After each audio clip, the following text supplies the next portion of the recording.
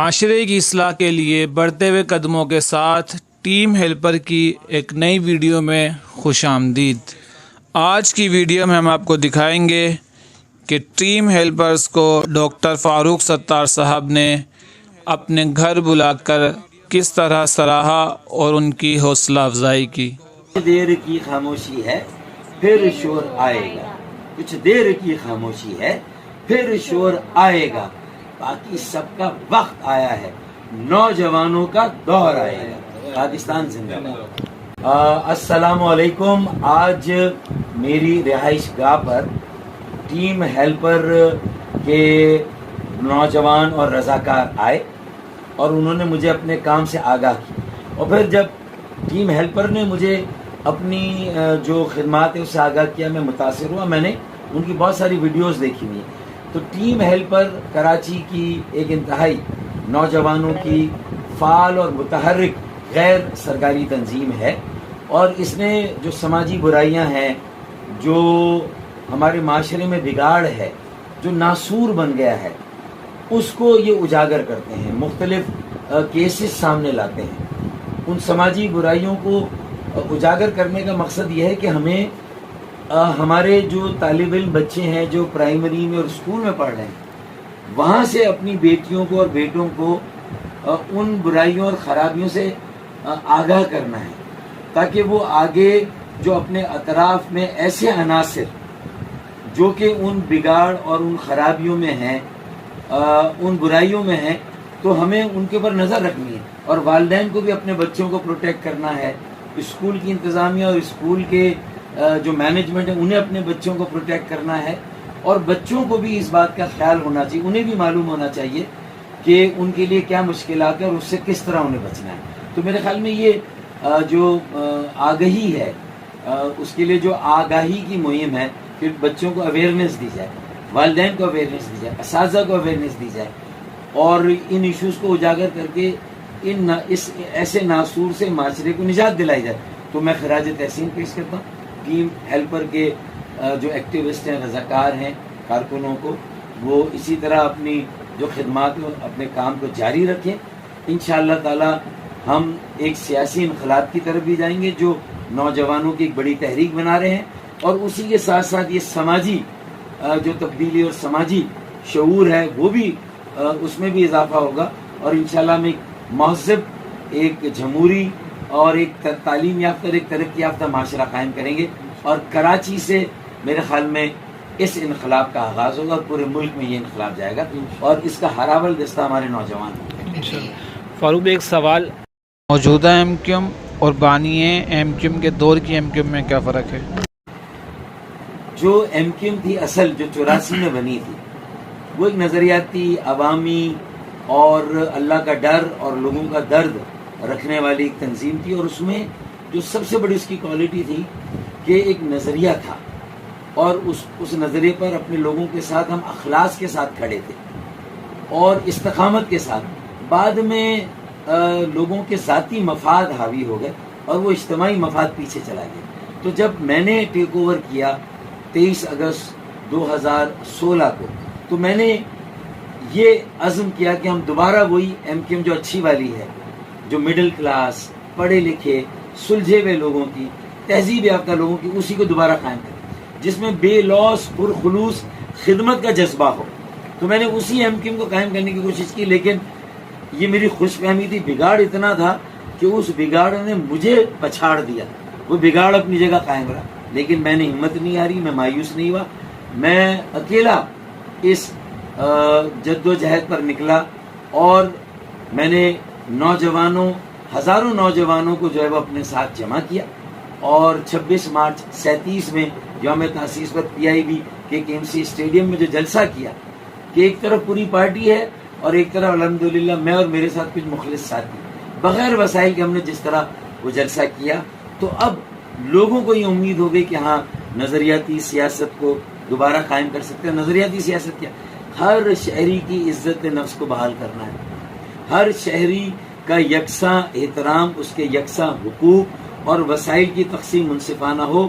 سب کو تعلیم کا، بنیادی تعلیم اور صحت کا کہ یکساں مواقع ملے، اور روزگار سب کے لیے ہونا چاہیے, تعلیم سب کے لیے, صحت سب کے لیے ہونی چاہیے. اس طرح قومی وسائل کی تقسیم ہو, اور اس کے لیے ہم ایک مثبت تعمیری سیاسی جدوجہد کا آغاز کریں, اور نوجوانوں کو باغ ڈور دیں سیاسی عمل کی, نظریاتی تحریک کی,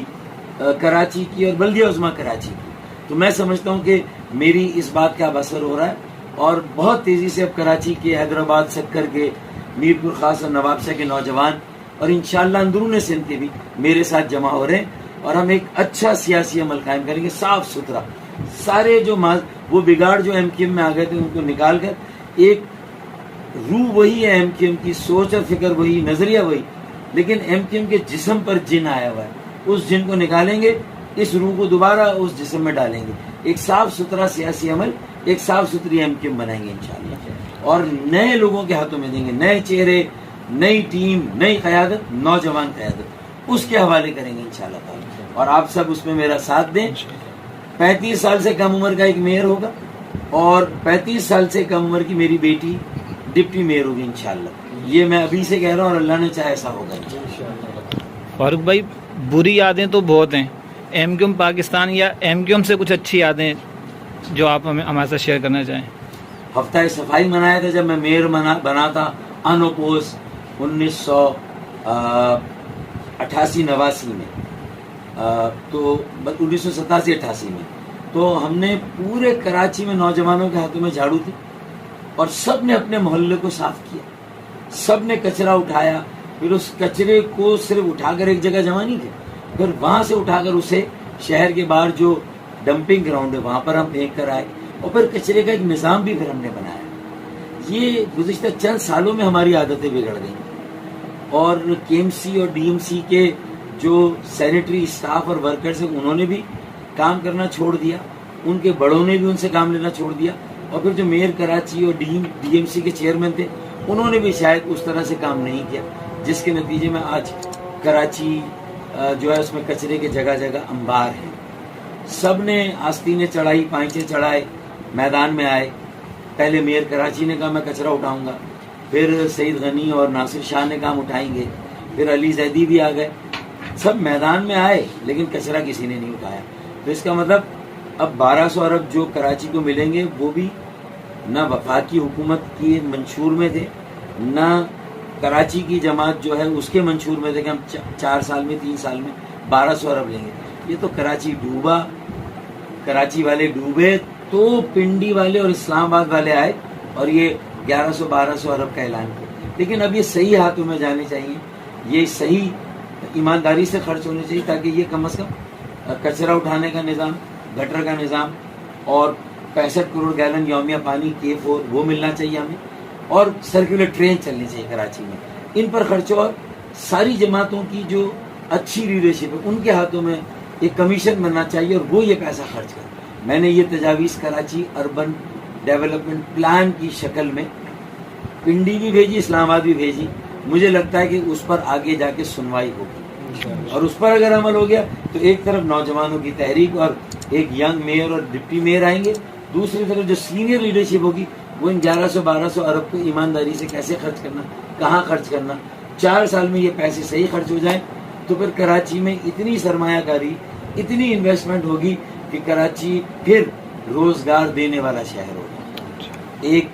ترقی یافتہ, تعلیم یافتہ شہر ہوگا, ایک صاف ستھرا شہر ہوگا. انشاءاللہ ہم اس طرف جائیں گے. عوام سے کیا کہنا چاہیں گے آپ اپنی پارٹی کے حوالے سے؟ میرے خیال میں یہ ساری باتیں جہاں میں نے نوجوانوں سے کی تو عوام کو بھی یہی پیغام ہے کہ مایوس نہیں ہونا, اور نظریاتی سیاست, اخلاص کے ساتھ اور استقامت کے ساتھ. اگر انہیں لگتا ہے کہ فاروق بھائی یہ کام کر رہے ہیں تو میں انہیں دعوت دوں گا میرے ساتھ آ جائیں, مجھے اچھے لوگ دیں اپنے محلوں سے, اپنے یو سی سے, تنظیم کے لیے بھی اور یو سی پینل کے لیے, اور اس میں نوجوانوں کی اکثریت ہو. تو انشاءاللہ پھر ہم پیچھے مڑ کر نہیں دیکھیں گے,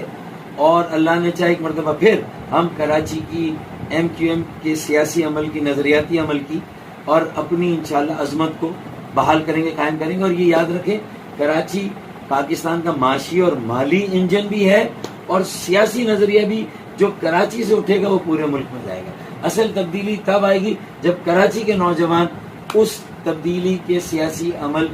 کے ہراول دستہ ہوں گے، وہ نکل آئے میدان میں تو سمجھ لے پورے پاکستان میں تبدیلی آ جائے گی۔ سر کراچی کے ساتھ جو یہ اتنی زیادتی ہوئی ہے اس کے بارے میں کچھ بتائیں، جو آگے آپ کا کیا پلان ہے؟ دیکھیں ناانصافی ہے، اس سے احساس محرومی، احساس بیگانگی، احساس عدم تحفظ پیدا ہوا ہے، اور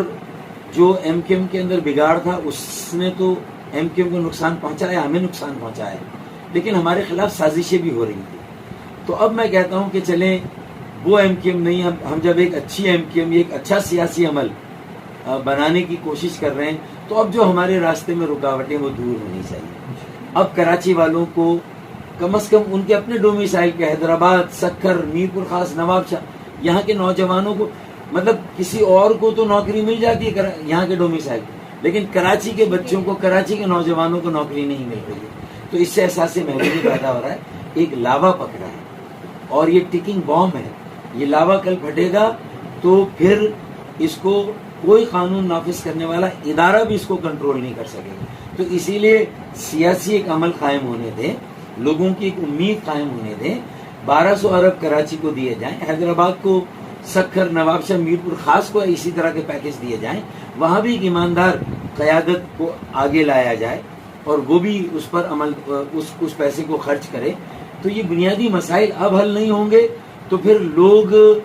جرائم کی طرف جائیں گے، بے روزگاری کا خاتمہ نہیں ہوگا، مہنگائی کا خاتمہ نہیں ہوگا، تو پھر بے روزگاری کی وجہ سے جرائم بڑھیں گے، تشدد کا رجحان بڑھے گا، انتہا پسندی، دہشت گردی پھر سر اٹھائے گی۔ تو ضرورت اس بات کی ہے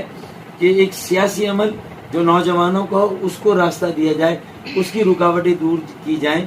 اور انہیں کراچی کی اونرشپ دی جائے، سندھ کے شہروں کی اونرشپ دی جائے۔ پھر انشاءاللہ اگر سندھ کے دیہی علاقوں کی بہنیں، بیٹیاں، بیٹے، نوجوان بھی اس کو قبول کریں تو انشاءاللہ پھر یہ لاڑکانہ، شکارپور، دادو، خیرپور، ٹھٹا، بدین، وہاں بھی یہ عمل جائے گا اور وہاں بھی نوجوان میئر آئیں گے، وہاں بھی نوجوانوں کی تحریک بنے گی، لیکن شہروں سے اس کا آغاز ہوگا، اس میں رکاوٹیں نہ ڈالی جائیں اور وہ ہونے، اور عوام ہمارا ساتھ دے۔ Thank you. کچھ دیر کی خاموشی ہے پھر شور آئے گا، کچھ دیر کی خاموشی ہے پھر شور آئے گا، باقی سب کا وقت آیا ہے، نوجوانوں کا دور آئے گا۔ پاکستان زندہ باد۔